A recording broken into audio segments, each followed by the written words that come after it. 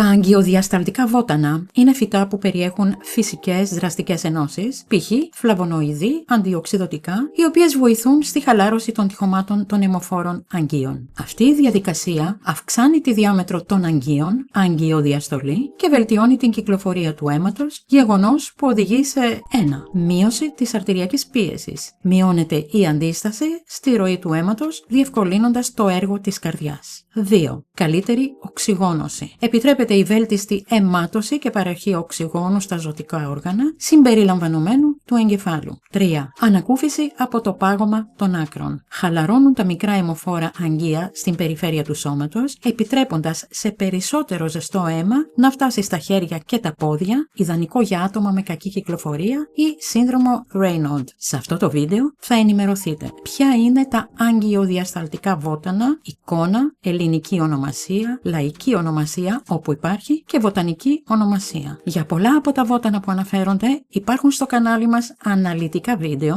και τους σχετικούς συνδέσμους θα τους βρείτε κάτω από αυτό το βίντεο στην περιγραφή. Για αυτά που δεν υπάρχει περιγραφή, μείνετε ήσυχοι, θα γίνει και αυτό σιγά σιγά. Αν βρείτε τις πληροφορίες χρήσιμες, κάντε μια εγγραφή για να μην χάνετε τα επόμενα βότανα της λίστας μας. Τέλος, για τη δική σας διευκόλυνση, έχω δημιουργήσει ένα χρονολόγιο στην περιγραφή και στη γραμμή αναπαραγωγής του βίντεο. Έτσι, μπορείτε να μεταβείτε απευθείας στο βότανο που σας ενδιαφέρει περισσότερο.